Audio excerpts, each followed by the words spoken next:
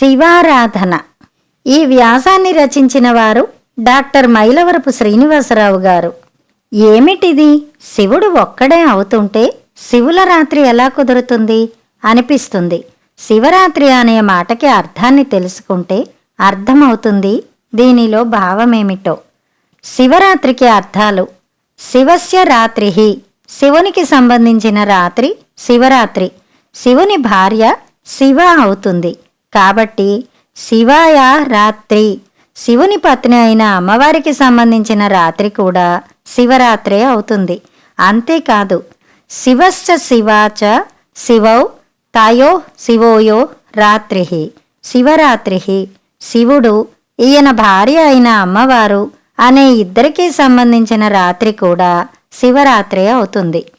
మరో విశేషం ఉంది: శివాచ సా రాత్రిశ్చ శివరాత్రి.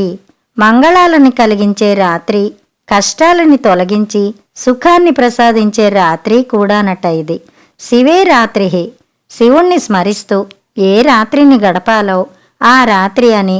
అలాగే శివాయాం రాత్రిహి, అమ్మని స్మరిస్తూ కూడా ఏ రాత్రిని గడపాలో ఆ రాత్రి శివరాత్రి అని కూడా అర్థాలు.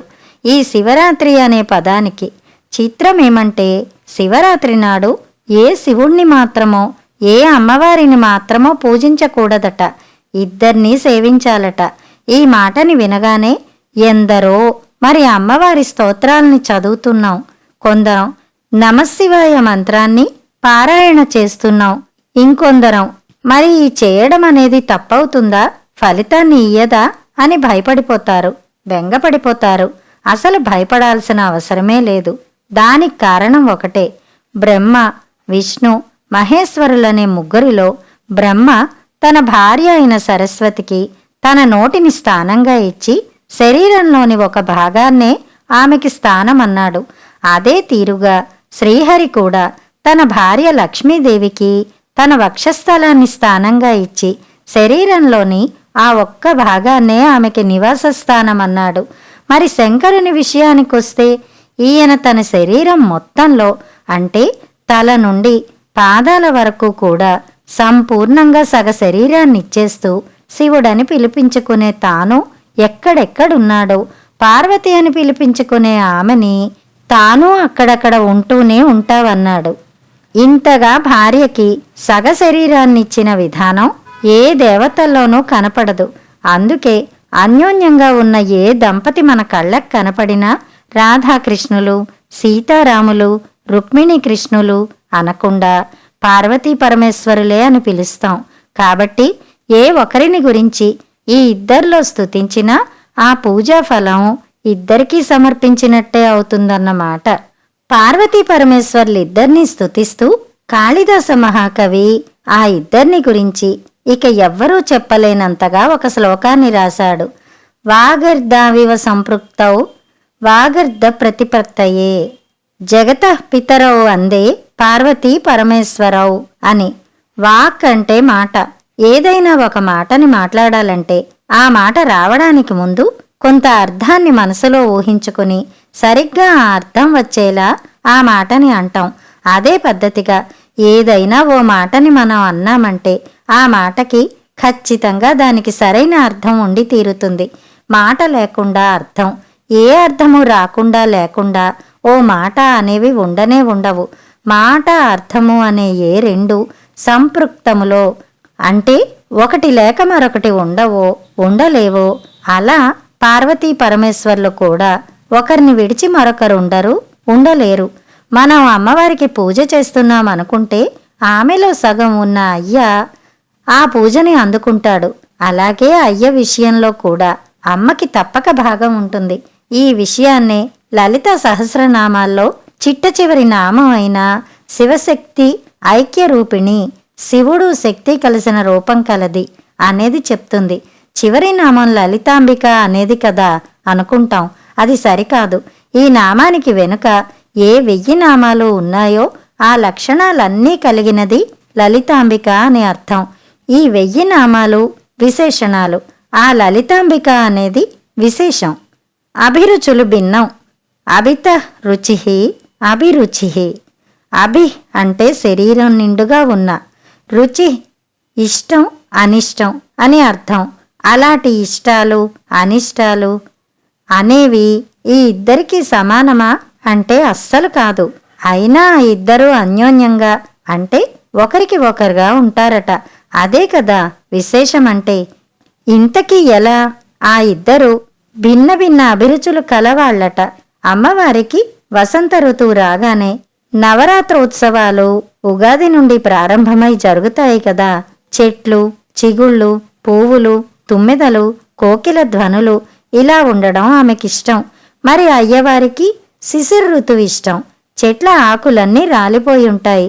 చెట్లన్నీ సంతానం లేని తీరులో 3 వారి ఉంటాయి. ఏ ఒక్క పక్షి రాక ఉండదు. పైగా ఎండవేడిమికి బాగా ఎండిపోయి పెళుసుతనం కలిగి అలా పట్టుకుంటే చాలు విరిగిపోతూ ఉంటాయి కొమ్మలన్నీ.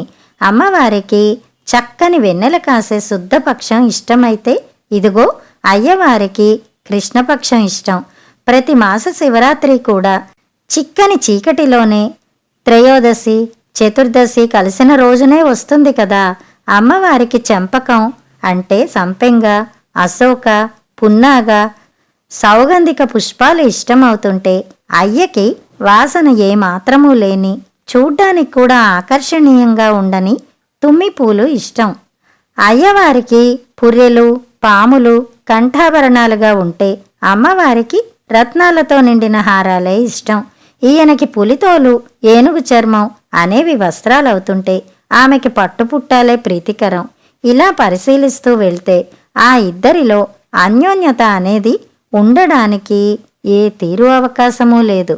అయినా ఆ ఇద్దరిలో ఏ ఒక్కరూ కూడా తనలా మరొకరిని ఉండకూడదా అని గాని, ఉండొచ్చుగా అని గాని, ఉండి తీరాల్సిందే అని శాసించడం గాని ఉండనే ఉండదు. దీన్నే అన్యోన్యత అంటారు. ఒకరి ఇష్టాన్ని మరొకరు గౌరవించుకుంటూ ఉండడమే అన్యోన్యత అంటే. ఈ రోజుల్లో అది లేకపోతుండడం బట్టే కదా జంటలు వేర్వేరు అయిపోతున్నాయి. జాగరణం అనేది సరైన పదం. జాగారం అంటుంటారు, అది సరికాదు. జాగరణం అనే మాటకి మేల్కోవడమని అర్థం.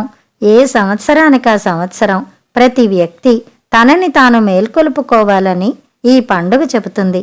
అంటే తనని గురించి తాను విశ్లేషించుకుంటూ గడిచిన ఆ సంవత్సరం మొత్తంలో ఎదుగుదల ఎంత, దిగుదల ఎంత, ప్రయత్నం ఎంత, బద్దకించిందెంత, ధర్మబద్ధ సంపాదన ఎంత, అధర్మార్జనం ఎంత, చేసిన మంచి పనులేమిటి, నేరాలెన్ని అని ఈ తీరుగా తనను తాను విశ్లేషించుకోవాలని దీని అర్థం.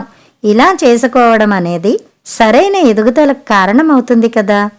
శంకరుడు తపస్సుని పరమ ఏకాగ్రతతో చేసుకుంటూ ఉంటే మన్మథుడు ఆయన తపస్సుని భగ్నం చేస్తూ తన బాణాన్ని ప్రయోగించి కఠోర బ్రహ్మచారి అయిన శంకరునికి ఉమ మీద శృంగార దృష్టి కలిగేలా చేశాడు. దాంతో శంకరుడు 3వ కన్ను తెరిచి మన్మధుణ్ణి భస్మం చేసేశాడు. ఉమ చూస్తుండగానే.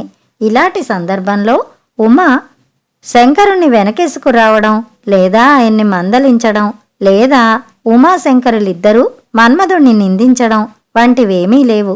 ఉమ ఆక్రోశిస్తున్న మన్మధుని భార్య అయిన రతీదేవిని గమనించి కేవలం తనకి మాత్రమే తన భర్త మన్మధుడు శరీరంతో కనిపిస్తూ ఉండేలా సశరీరునిగా, ఇతరులెవ్వరికీ కూడా కనిపించని వానిగా, ఉతనుడుగా చేస్తూ అటు శంకరుణ్ణి తక్కువ చేయనూ లేదు, ఇటు రతీదేవికి కష్టం లేకుండానూ చేసింది. ఇలా మధ్య మార్గాన్ని పాటించి భర్తకి మరింత అన్యోన్యురాలయ్యింది.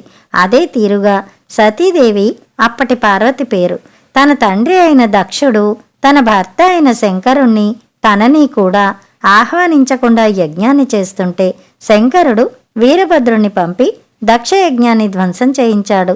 అంతేకాదు, దక్షుని తలని కోయించి అగ్నిలో హోమాన్ని చేయించాడు కూడా. సాక్షాత్తు తన తండ్రి తలనే కోయించి హోమం చేయించిన శంకరుని మీద ఆమెకి ప్రతీకార బుద్ధి కలగలేదు. ఆయన్ని తక్కువ చేసి మాట్లాడలేదు. తన తండ్రికి మేష శిరస్సు, మేక తలని ఏర్పాటు చేసిన శంకరుణ్ణి స్తుతించింది కూడా. ఇలా ఒకరు చేసిన తప్పుని మరొకరు బహిరంగపరుచుకోవడం, లేదా 10 మంది మధ్య న్యాయం కోసం ప్రశ్నించడం, లేదా ఎవరెవరికో చెప్పుకోవడం వంటివి లేకుండా చక్కని పరిష్కారాన్ని చేసుకున్న సందర్భంలో అన్యోన్యత చెడకుండా ఉంటుంది. న కశ్చి నా పరాధ్యతి, లోకంలో తప్పు చేయని వాడు ఎవడున్నాడు కనుక. ఇలా అన్యోన్యంగా ఉన్నారు కాబట్టి అర్ధనారీశ్వర్లు కాగలిగారు. అన్యోన్యతను ఇరువురూ పాటించుకోవాలి. దంపత్యో అనుకూల్యమస్తు శివయోరనుగ్రహాత్. ఈ దంపతుల అనుగ్రహం కారణంగా దంపతుల మధ్య అన్యోన్యత పెరుగుకాక. మహాశివరాత్రి పర్వదినం సందర్భంగా అందరికీ శుభాకాంక్షలు. సమాప్తం.